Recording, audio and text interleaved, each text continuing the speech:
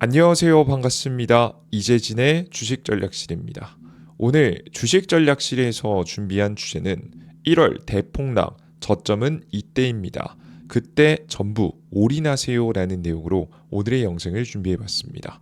최근 들어 증시의 하락에 대한 신호들이 통계적으로 의미 있는 수치가 나오기 시작하면서 최근 들어 좀 조심할 만한 타이밍이 오지 않았나라는 생각이 좀 듭니다.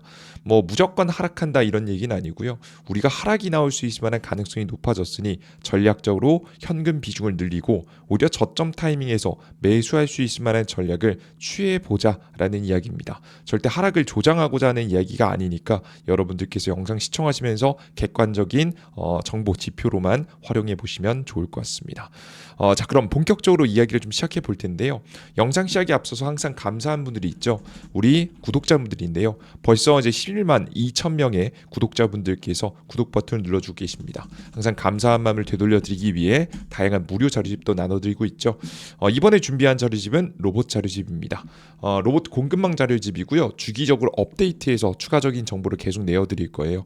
여러분들께 좋은 종목들 싹 다 모아놨고 계속해서 무료로 업데이트되는 정보들까지 받아갈 수 있는 방법 영상 마지막에 설명드리고 있으니까 궁금하신 분들은 구독 버튼 눌러주시고 영상 끝까지 시청해 주시면 좋을 것 같습니다. 자, 그럼 간단한 이야기 마치도록 하겠고요. 본격적으로 시장에 대한 이야기 분석 시작해 보겠습니다.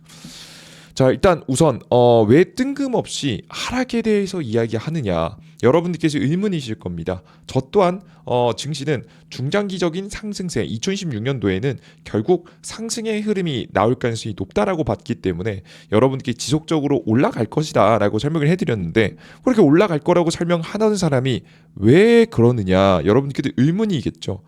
왜 그런 거냐면 객관적인 지표나 신호들이 몇 개 나오기 시작했기 때문입니다. 실제 최근에 증시의 하락을 불러왔던 이슈 여러분 다들 기억하십니까? AI 거품론이니 뭐니 이런 얘기 많이 나왔었죠. 근데 여러분들께서 뭐 정말 주식시장에 관심이 있으신 분들은 다들 알고 계시겠지만 AI 거품론은 그냥 표면적인 명분에 불과하고요. 진짜 시장의 문제는 유동성의 부족이었습니다. 돈이 부족해지니까, 시중에 돌아다니는 돈이 없어지니까 자연스럽게 주식시장 자산시장이 흔들렸던 거죠. 실제 과거에 11월 달에 흔들린 적이 있지 않습니까? 이때 당시에도 실제 AI 거품론 때문에 흔들렸다기보다는 그런 얘기들은 원래 있었던 얘기고, 실제 이런 유동성에 대한 문제가 됐었죠. 이게 화면에 보이시는 게 레포 사용인데요. 정확히 이 레포 사용이 뭐냐라고 하면 그 미국의 금융기관들이 단기 자금이 필요할 때, 돈이 충분할 때는 이거 갖다 쓰지 않습니다. 내 돈이 없어졌을 때, 자금이 필요할 때 일상적으로 활용하는 수단이라고 보시면 될 것 같습니다. 즉 미국 은행들이 돈이 부족해졌을 때, 한국으로 치면 뭐 신한은행, 뭐 삼성, 지금 이제 국민은행, 우리은행, 뭐 이런 은행들이, 하나은행 이런 은행들이 돈이 부족해졌을 때 한국은행한테 가가지고 돈을 빌리는 거죠. 지금 현재 뭘 담보로 빌리냐? 국채를 담보로 빌립니다. 미국 중앙은행에, 미국이니까 이건 미국에서 하는 거니까, 미국 국채를 담보로 일정 이자를 내면 하루짜리 단기 대출의 진행이 가능합니다. 그래서 단기적으로 돈이 잠깐 부족할 때가 있지 않습니까? 그럴 때마다 지금 이제 은행들은 돈을 담보를 맡기고 돈을 빌려와서 돈을 사용한다라고 보시면 될 것 같습니다. 근데 이제 그래서 보통 이 레포 사용이라는 것 자체는요, 급격하게 증가하기 시작했을 때 시장에 돈이 없구나라고 좀 해석이 되게 되고, 보통 그래서 이 부족 신호가 나오면 자산 시장은 전체적으로 하락을 겪는 경우가 상당히 많습니다. 그래서 이번 최근에도 11월 달에 레포 사용이 50, 화면에 보이시는 이제 50을 찍고 나서부터 증시가 어떻게 됐느냐, 실제 이때 당시 바로 증시가 조정받았었죠. 정확하게 이제 이 레포 사용이 최고치를 찍었던 날짜가 정확하게 10월 30일 날짜입니다. 10월 30일 날짜예요. 30일? 제 기억에는 30일이었던 걸로 기억하는데 정확한 날짜 보겠습니다. 정확한 날짜가 31일이네요. 31일 날짜로 고점 찍고 지금 이제 유동성이 부족하다는 신호가 나오니까 시장의 자산이 주식 시장이 좀 빠지기 시작했죠. 이때도 미국의 S&P 500 지수, 한국 코스피 증시 전부 다 조정이 나왔다라고 생각하시면 될 것 같습니다. 확인되시죠? 그리고 나서는 다시 안정됐었어요. 레포 사용이 쭉 올라갔다가 다시 안정되고 다시 안정화의 흐름을 좀 겪으면서 오히려 최근에는 많이 줄어드는 모습, 정말 가장 정말 하루 전까지만 제외하더라도 꽤나 안정되는 모양새였습니다. 이유가 뭐냐라고 하면 비록 바로 미국의 중앙은행에서 이거 유동성이 부족하다는 신호가 나오니까 이거 문제가 있는데 이거 유동성이 부족하니까 유동성을 공급해주겠다라는 분위기가 나왔죠. 실제 금리 인하도 하면서 추가적으로 해냈던 조치가 뭐냐면 FMC가 금리를 결정하는 이제 일정입니다. 주요 행사라고 보시면 되는데 지금 주요 행사에서 매달 400억 달러의 단기 채권 매입, 시장이 결국 돈을 풀어주는 행위죠. 단기 채권 매입을 통해서 돈을 풀어주는 정책을 펼쳤고요. 그리고 레포 사용 규제를 완화하면서 결국에는 레포 사용할 때 보통 이제 빌릴 수 있을 만한 단위라든가 규모라든가 이런 게 어느 정도 정해져 있습니다. 근데 이런 규제들을 완화하게 되면서 유동성이 단기적으로 문제가 해결되는 분위기를 만들었습니다. 이제 이런 분위기가 나오자 금리 인하 분위기, 추가적으로 앞서 설명드렸던 레포 규제를 좀 풀어주자, 태권도 매입해주자 증시는 상승의 분위기로 다시 흘러갔던 거죠. 유동성에 대한 문제가 있다가 다시 한번 유동성에 대한 문제가 해결되는 분위기니까 당연히 다시 증시가 반등했다라고 보시면 될 것 같습니다. 자, 그런데 다시 한번 이 레포 사용이 급격하게 올라가게 되면서 최근 들어서 최고치를 기록했습니다. 엄청난 상승세를 좀 보였다라고 좀 보시면 될 것 같은데요. 요 정도 수치가 나오게 되면 생각보다 통계적으로는 좀 의미가 있는 자리가 나옵니다. 왜 그런 것이냐라고 하면 레포 사용이 11월을 직전을 넘어서는 흐름으로 끝나는 게 아니라고요. 과거의 레포 사용의 역사를 보시면 여러분들께서 알 수 있는데요. 왜 이제 문제라고 할 수 있냐 봤더니 화면에 보시면 과거에 그 바이러스 사건 기억하시죠? 2000년도 바이러스 사건 이후로 이 금융 경색이 나오면서 시장에 경제가 돌아가지 않으니까 사람들이 다 셧다운하고 경제가 돌아가지 않으니까 금융 시장도 돌아가지 않았고 그때 당시 급격하게 이 추세를 타고 돌파해주면서 움직이기 시작하면서 위험에 들어갔던 시기가 바로 100포인트가 넘어가는 시기였습니다. 3월 초부터 100포인트 이상으로 다시 한번 올라서기 시작했고 그 다음부터 치고 올라오면서 시장엔 최악의 상황이 만들어지게 됐습니다. 이때 당시 폭락이 났었죠. 근데 이것만 보면 무슨 별거 아닌 거 아니야 라고 하시겠지만 이때 이제 2020년도 당시가 좀 심각했던 거고 그 전에 보시면 이렇게 높지 않았거든요. 보시면 과거 2008년도 금융위기 사건입니다. 리먼 브라더스 터지고 미국의 금융시장 붕괴되면서 전체적인 폭락이 결정되던 시기 아니겠습니까? 그때 당시에도 화면에 보이시다시피 레포 사용이 75를 넘어서서 100포인트까지 올라서는 모습입니다. 이때부터 증시는 폭락하게 됐었죠. 그리고 나서 그 전에도 봐야겠죠. 과거 2001년도 9.11 테러 사건 당시입니다.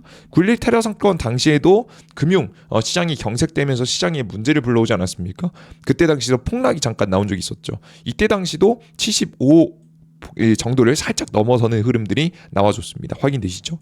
그러니까 지금 현재 나오고 있는 수치 자체가 절대 낮은 수치가 아니라는 거예요. 현재 수치는 의미가 있는 수치다라는 기본적인 생각을 좀 하실 필요가 있을 것 같고요. 그래서 위험 단계에 진입했다라고 기본적으로 보시되 그리고 정말 위기로 가기 위해서는 한 100포인트 100 이상 지금 이제 나와주게 되면 계속해서 추정 관찰해주면서 레포라는 이 수치가 100 이상 나와주면 정말 크게 위험할 수 있겠구나라는 생각을 하시면서 증시를 지켜보실 필요가 있다라고 설명을 해드립니다. 이렇게 레포 유동성이 부족하다는 신호가 나와서 그런지 이미 직전 미국의 주식시장도 특별한 악재가 없었음에도 불구하고 시장이 내려앉는 모양새를 보여줬죠. 보이시죠? 그리고 최근에 굉장히 잘 상승하고 있었던 금 가격하고 은 가격이 많이 오르다가 떨어지는 모습들도 많이 보여줬습니다. 보통 전체적으로 시장에 위기의 신호가 나올 때 이 금 가격, 은 가격도 같이 폭락하거든요. 이제 화면에 보이시면 화면에 보여드릴게요. 캡처해서 좀 간단하게 좀 보여드리도록 하겠습니다. 간단히 보여드리면 이렇게 화면에 보시는 바와 같이 금 가격도 쭉 한번 내렸고요. 물론 명분 자체는 거래소에 증거금을 올린다 이런 명분이긴 했죠. 근데 이제 이런 신호가 동시다발적으로 나오면 시장은 긴장을 할 수밖에 없어요. 그래서 뭐 저희 같이 항상 좀 보수적으로 생각하는 투자자들이 있다라고 한다면 그런 투자자들은 지금 현재 주식 비중을 꽤나 줄이는 타이밍이 나올 수도 있겠죠. 그죠? 금 가격, 은 가격도 전체적으로 한번 고점 대비해서 쭉 하락하는 모습입니다. 이게 단순하게 뭐 증거금 때문일 수 있다, 너무 과열됐기 때문에 안정될 수 있다라고 생각할 수 있는데 맞습니다. 그렇게 해석하시는 분들이 훨씬 많죠. 하지만 중요한 건 역사적인 통계상 레포 수치 자체가 너무나도 높이가 올라왔고 의미가 있는 수치까지 올라온 데다가 금 가격까지 갑자기 하락하는 모양새까지 보여주면 시장에 위기감을 조성할 수 있다는 거죠. 마치 과거에 2024년도 8월 달에 그 고용 시장의 실업률이 급격하게 상승하면서 경기 침체가 올 수 있다는 악재 속에서 시장이 폭락해서 나올 뻔했던 그때 시기하고 비슷한 현상이 나올 수 있다라고 생각하시면 되겠습니다. 그러니까 여러분들께서 지금 그냥 간단하게 정리해드리면 이거 무조건 딱 하락한다, 폭락한다 이건 아닌데 현금 비중을 늘릴 만한 명분이 명확하게 나온 거예요. 이러면 현금 비중은 못해도 30%에서 많게나 40% 정도까지 뭐 좀 난 안정적으로 하고 싶다면 절반 정도까지 현금 비중을 올려도 되는 타이밍이 되었다라고 생각하시면 될 것 같습니다. 뭐 왜냐면 다시 시장이 유동성이 안정되는 상황이 나오면 다시 사면 되는 거니까요. 그죠? 자, 근데 이제 특히 저는 한국 증시가 특히나 좀 더 위험하다라고 좀 생각이 되는데요. 크게 두 가지 이유가 있습니다. 첫 번째는 요동치는 환율입니다. 뭐 다시 환율이 올라갔다가 내려갔으니까 된 거 아니냐라고 생각하실 분들이 있는데요. 요걸 제대로 우리 해석해 볼 필요가 있어요. 일단 기본적으로 한국의 환율이 지속적으로 최근에 상승했었죠. 상승이 나온다는 얘기는 뭐냐면 원화의 가치가 하락한다는 얘기예요. 원화의 가치가 하락한다는 얘기를 여러분들께서 이렇게 돌려서 설명하니까 이해가 안 되시는 분들을 위해서 직접적으로 말씀드리면 한국이 망해가고 있다라고 전 세계가 생각하고 있는 겁니다. 다른 국가들에 대비해서 성장성이 약해지고 있다고 판단하는 거죠. 명확하게 한국의 가치가 하락하고 있다고 전체적으로 생각하시면 되겠습니다. 그래서 사실상 한국의 경쟁력에 의문을 가지는 투자자들이 굉장히 많이 증가하는 추세였고요. 그러다 보니까 한국이 위기에 빠졌었죠.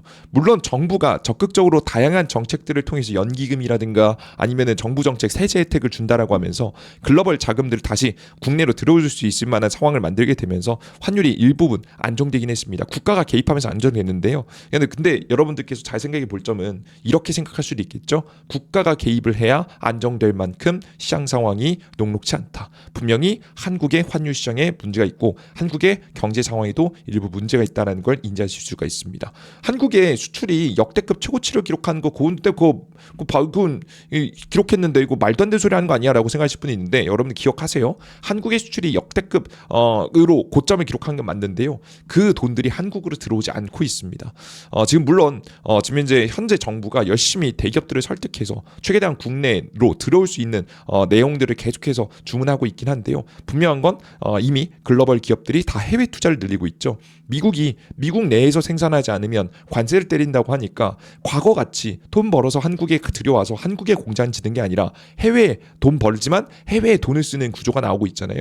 과거에 비해서 확실히 안 좋아진 건 현실이기 때문에 현재 상황에서 한국의 경쟁력에 의문을 품는 사람들이 많아졌다. 그래서 한국 시장에 특히나 다른 미국 시장 뭐 한국만 떨어진다는 얘기 아니에요. 미국 시장이 한 5% 떨어질 때 한국 시장이 한 7% 떨어질 수 있다는 거죠. 비교적 하락폭이 좀 더 강할 수 있다는 생각이 좀 듭니다. 한국이 당장에 망한다, 무너진다 뭐 이런 얘기는 아니에요. 근데 비교적 조금 더 많이 하락할 만한 상황이 만들어질 수 있다라고 생각하시면 되겠죠. 자, 그리고 추가적으로 하나 더 봐야 되는 게 신용잔고입니다. 역대급 최고치를 기록했는데요. 최근 증시가 흔들리는 와중에서도 하락하지 않고 계속해서 신고가를 기록하고 있습니다. 이 해당 수치는 2000년도 초반 이후로 역시나 최고치를 기록하고 있는 수치고 심지어 과거에 유동성을 엄청나게 많이 풀었던 수치보다도 더 높게 올라가는 상황입니다. 물론 신용잔고라는 것 자체가 뭐 지금 이제 그 예탁잔금하고 함께 올라주면 특별한 문제는 없습니다. 최근에 뭐 저도 문제가 될 거라 생각했는데 생각보다 좀 잘 예탁잔고가 올라와서 예탁잔고 대비해서 봤을 때 신용잔고가 엄청 높다라고 할 수는 없습니다. 다만 앞서 설명드렸던 이런 위기가 터질 때는 높게 신용잔고가 올라가 있는 건 문제가 될 수 있죠. 그래서 하락폭이 안 그래도 좀 더 강할 것 같은데 이렇게 신용 물량이 터지는 시기가 나오게 되면 시장의 흔들림에 의해서 많은 투자자분들이 겁을 먹는 타이밍이 분명히 나올 수 있지 않을까라는 생각이 좀 듭니다. 그래서 우리 투자자 여러분들께서 신용잔고가 단기적으로 터지는 상황이 만들어질 수 있다는 거죠. 그래서 특히나 특히나 이번 1월 달은 조금 더 조심스럽게 투자를 해봐야 되는 시기가 나왔다라고 생각하시면 될 것 같습니다. 자, 그러면 우리가 고민해봐야죠. 도대체 어디서 살까? 우리 현금 비중 올렸다. 뭐 10%든 20%든 30%든 여러분들께서 올릴 수 있는 현금치를 올렸다고 생각해보면 어디서 사야 될까에 대한 명분을 좀 정확하게 타이밍을 좀 잡아봐야겠죠. 우리가 이 타이밍을 잡는 방법에는 정말 여러 가지가 있습니다만은 저는 가장 이제 명확하게 변하지 않고 개인 투자자들 분들 누구나 사용할 수 있는 지표를 딱 하나 꼽는다라고 한다면 역시나 신용 반대 매매를 노려보시는 게 맞다라고 봅니다. 이제 과거 역사적으로 항상 이게 2024년도 작년에 시장이 흔들릴 때마다 신용잔고의 움직임과 주가 차트 저점을 언제 잡았는지 확인한 건데요.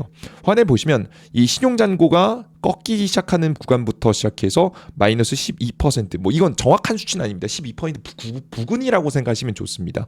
마이너스 12% 약입니다. 약 마이너스 12% 부근까지 절대적인 숫자로 생각하지 마세요. 뭐 11점 몇 %일 수도 있고 12점 몇 %일 수도 있으니까 절대적으로 생각하지 마시고 참고만 하시면 됩니다. 그래서 마이너스 12% 정도 구간이 빠지면 그때 딱 시장은 저점을 어느 정도 단기 저점을 잡는 모습을 보입니다. 보이시면 이게 최저점은 아니에요. 단기 저점은 잡아요. 얼추 통계적으로 항상 요 구간에서는 코스피 증시가 항상 잡았었거든요. 신용 구간이 역시나 꺾이기 시작한 상황부터 시작해서 마이너스 12% 구간 오면 우리가 최저점은 아닙니다. 최저점 자리는 아니에요. 최저점 자리는 아닙니다만은 거의 얼추 저점 부근에서 매수를 할 수 있다라는 걸 확인할 수가 있죠. 마이너스 12% 구간 이거 여긴 마이너스 11점 몇 % 정도일 거예요. 11% 후반대. 지금 이제 어느 정도 빠지면 이때 트럼프의 관세 정책 때문에 급락하던 시기죠. 신용잔고가 굉장히 급락하는 시기라고 했을 때 특히나 12%에 가까운 수치가 빠지면 그때부터 우리가 분할 매수를 생각해 봐야 된다. 적어도 마이너스 10% 이상은 빠진 이후부터 관심을 가져보는 게 매우 좋겠다는 생각이 좀 들죠.